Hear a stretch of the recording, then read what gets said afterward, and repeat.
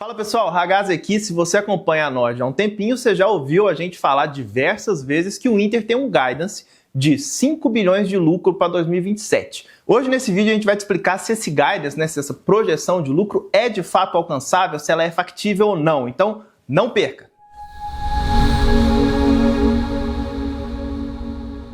Vamos lá. Aqui na Nord a gente acompanha o Inter há muitos anos, A gente sempre teve uma visão muito positiva sobre o potencial da empresa. A gente tem inclusive uma recomendação de compra para a ação do Inter desde 2020.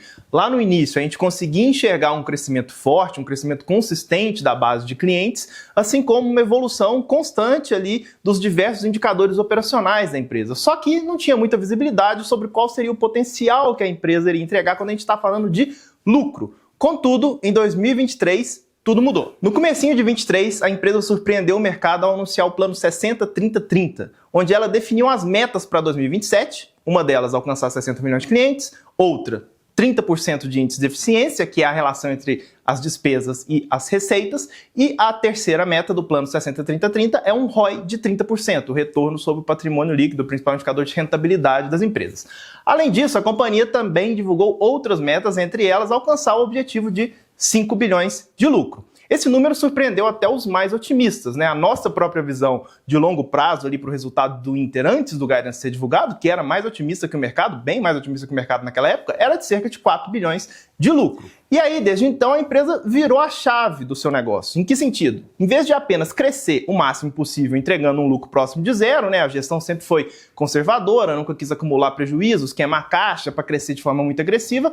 A alavancagem operacional começou a fazer sua mágica e aí os lucros começaram a aparecer nos resultados do Inter. Apesar de ter saído de um lucro de 0 para 1,1 bi nos últimos 12 meses, inclusive entregando um ROI já de 14% nesses 2,5 anos, o mercado ainda questiona se o Inter vai conseguir multiplicar seu lucro por mais 4,5 vezes nos próximos 2,5 anos.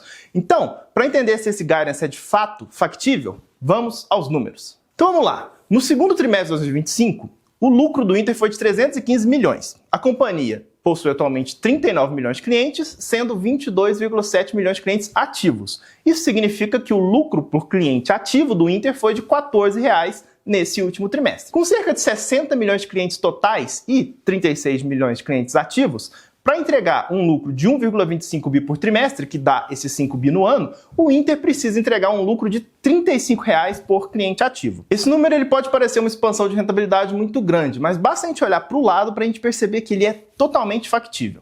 O Nubank possui um modelo de negócios bastante parecido com o do Inter, mas começou sua jornada nesse mundo de banco digital alguns anos antes, e ele possui já uma escala maior.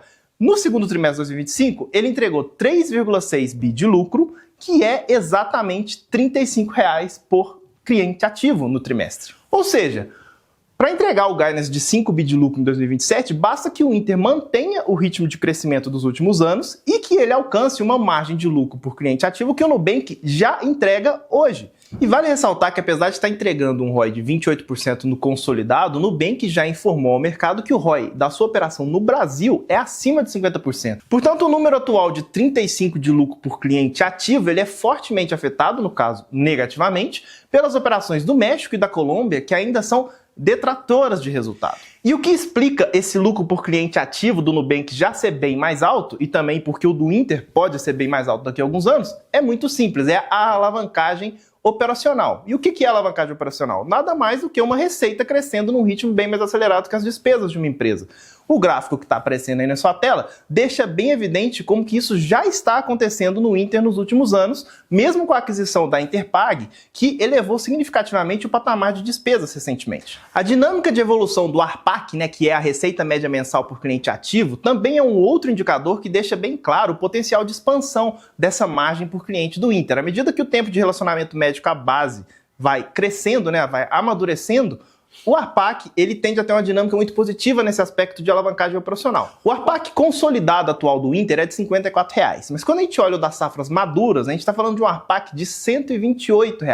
Isso deixa claro que o potencial de cross-sell dentro das 7 unidades de negócio do Inter, ela é muito grande. Então, quanto mais tempo os clientes estão na base, mais dinheiro eles vão deixar no Inter ao longo do relacionamento que eles vão tendo com a empresa. E no lado das despesas, a gente tem o CTS, que é o custo de servir mensal por cliente ativo. No Inter hoje, esse número é de R$13 e no Nubank ele é de 4,5. Mas mesmo que o CTS do Inter não chegue num patamar tão baixo quanto o do Nubank, o crescimento do ARPAC com o amadurecimento da base ele é mais do que suficiente para permitir que a empresa consiga alcançar essa margem de lucro necessária para entregar os 5 bilhões de lucro. Dessa forma, com potencial para valer cerca de 75 bi na bolsa daqui a alguns anos, né, com esse lucro de 5 bi e um múltiplo de 15 vezes lucros como premissa, que é a média histórica da nossa bolsa, a gente continua enxergando a ação do Inter como a melhor oportunidade da bolsa. A empresa ainda possui um grande crescimento para entregar, a visibilidade desse crescimento é muito grande e o potencial de valorização da ação ainda é muito alto, porque mesmo depois de subir 4,6 vezes nos últimos anos, o Inter ainda está valendo menos de 22 bi na bolsa. Além disso, vale destacar também que a gestão do Inter é bem mais conservadora que a do Nubank, principalmente em relação à carteira de crédito. Isso se traduz num nível de risco bem menor para a companhia. Mas se você quiser que eu fale mais sobre esse tema em um próximo vídeo, deixa aqui seu like, comenta abaixo falando se você gostou do conteúdo de hoje e que tem interesse em saber mais sobre esse aspecto aí da relação de risco entre o Nubank e o Inter. Inclusive, se você tiver sugestão de temas relacionados a ações ou de empresas que você gostaria que a gente falasse aqui no YouTube, essa sugestão também é muito bem-vinda. Um abraço!